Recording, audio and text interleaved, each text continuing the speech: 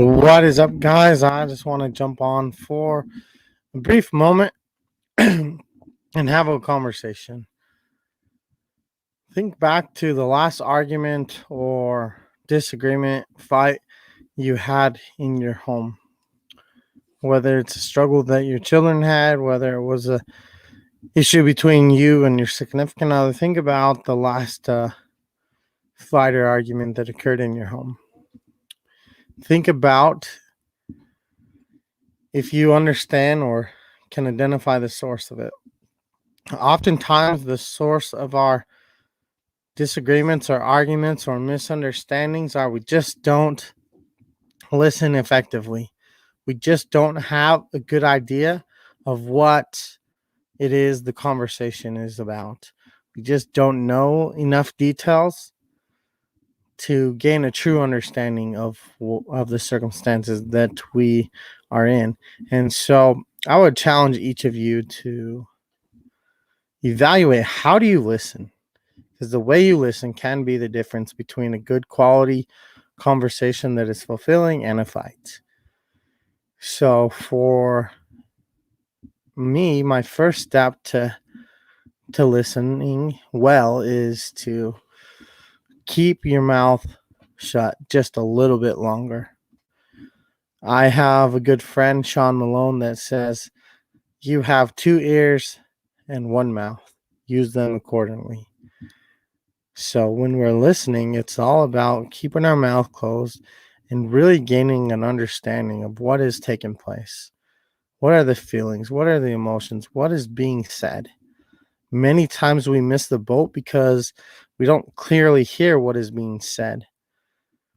We heard it, but we didn't listen. We didn't pay attention because oftentimes our mind goes directly towards, oh, I got the solution. Let me tell them what the answer they're looking for before they've even finished saying what they want to say.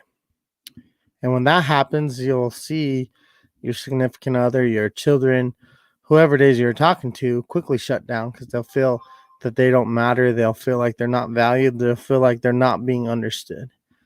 And I don't know about you, but it's pretty frustrating when I feel that I'm not understood, and I just can't get it why things are frustrating. But this is a way that you can eliminate a lot of the misunderstanding in your home.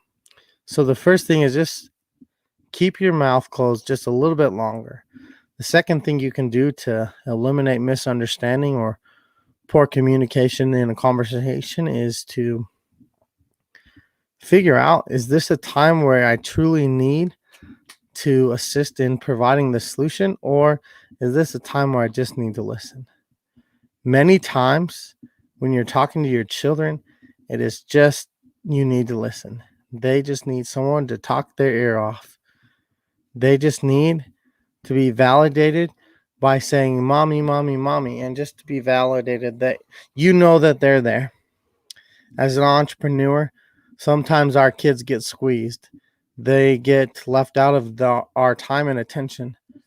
We may not be neglecting our family, but we may not be spending enough time in our home being present with our family. So one thing that we might experience as an entrepreneur, there's a couple of you on the live through Facebook. Go ahead and give StreamYard permission at the top of this video so I can see your comments. I would love to give you a personal shout out for those who are catching it live. But as we listen for understanding, it's a game changer.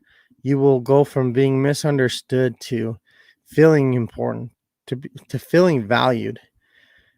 I can promise you this, that your children, especially your young children, shoot, even your teenage children, there's many opportunities that they have to have a conversation with you that they skip because they don't feel like they matter. They don't feel like what they have to say is worth your time.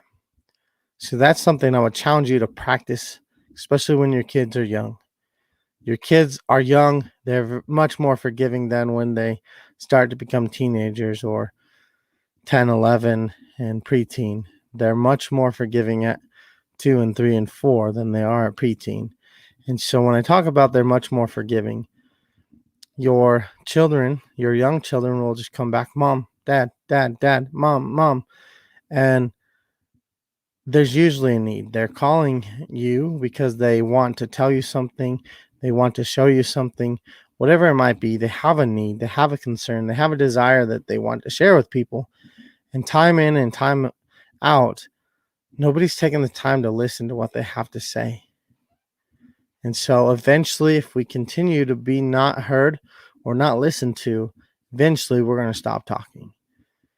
And when it's crucial that our emotions, when we address a problem, when it's crucial that we have a conversation to take care of an issue, if we've been ignored long enough and we stop talking, we won't be able to navigate that issue very effectively.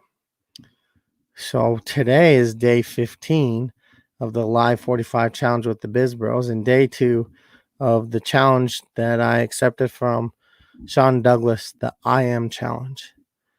I mentioned it yesterday, but Sean challenged me and a few other people that were on a Zoom call yesterday to do the 30-day I Am Challenge. The I Am Challenge is just to tell yourself throughout the day, who are you? What do you identify with? And it's an opportunity to start to build trust in yourself and to build the opportunity to trust yourself. And so I'm going to do the I Am Challenge today live on this video. So I am a problem solver. I am a leader. I am a good listener, which is why I wanted to do this live today, because I feel that's one of my greatest strengths, my ability to listen. I listen with intent to gain an understanding. I listen to express compassion on those who I'm communicating with. I listen to allow my loved ones or my friends that I communicate with an opportunity to share their voice. I listen with intent to be the support that whoever I'm talking to needs. There's nothing worse than feeling ignored, feeling unvalued, feeling like what you have to contribute is not worth it. I feel that listening is a huge component in quality relationships that is often overlooked. Many of us don't keep our mouth closed long enough. Many of us do not even take into account the feelings of other people. Many of us just want to provide solutions. And solutions to a problem are great, but it's not always what your people are looking for. So I challenge you to figure out what circumstance are you in the conversation that you're having. Are you in a listen only? Are you in a listen and a little bit of solution? Is it a pull your loved ones close and just let them share their emotions with you? Is it a keep your mouth closed and don't give me any solutions, because that's not what I want. I just want to be heard. I just want to talk this out loud, because there's been too many other times I felt not heard, not listened to. That can happen in the home. It can happen at school. It can happen in the workplace. But you have control of how you listen. You don't have control of how other people act. You don't have control of several things in life, but you do have control of how you listen, how you participate in a conversation. You have control over that. The better you can get at listening effectively, being an active listener, the better you can have for the outcome that you desire with the conversations that you have. So active listening is important. Instead of just talking to talk or to provide a solution, make sure you gain a full understanding and then repeat back to them, and not as a solution, but as an additional question to seek more understanding. For instance, if I was helping my son today with virtual school and he was struggling with math and he was telling me what his assignment was, as a father wanting to help my son, my natural tendency would be, oh, do this, that's not the appropriate approach. I need to listen to what he's saying. I need to learn what his struggles are. And for instance, if he told me, "Oh, I just don't understand what this term means," I'm gonna listen, and then I could repeat back to him. So you're saying that you don't quite understand this. You're saying that you need that. You're saying that how you're feeling is this, and repeat back to the person you're communicating with so they can know that you got it right. Because a lot of times we hear what we think they want us to hear, or we think what we need to hear for the solution we've already planned out. But it's okay to ask to really gain clarification and make sure we truly understand.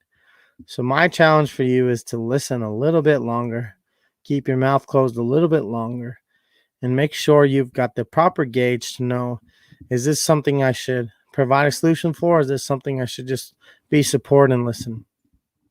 When you get this right, the way that your relationships change, the quality of your conversation will be so incredible.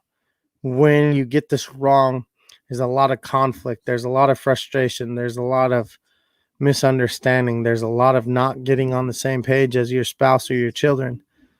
There's a lot of opportunity for stress and struggle when we get this wrong.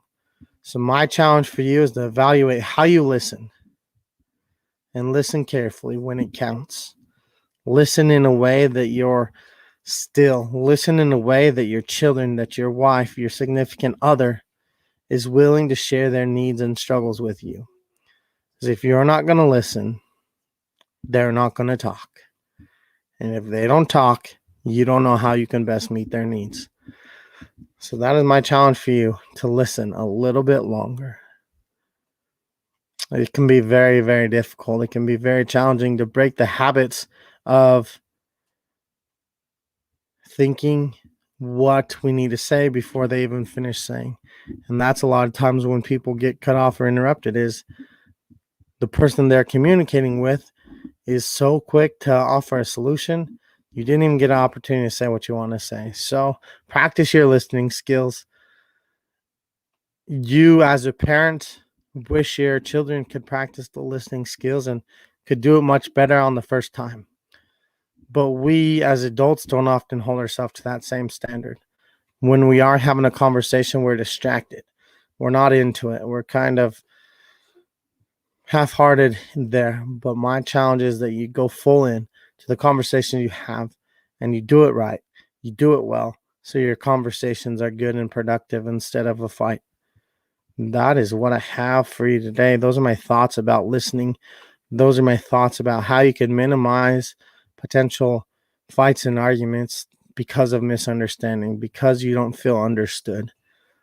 Enjoy your evening, enjoy time together, and be still so you can listen and hear what your people have to say.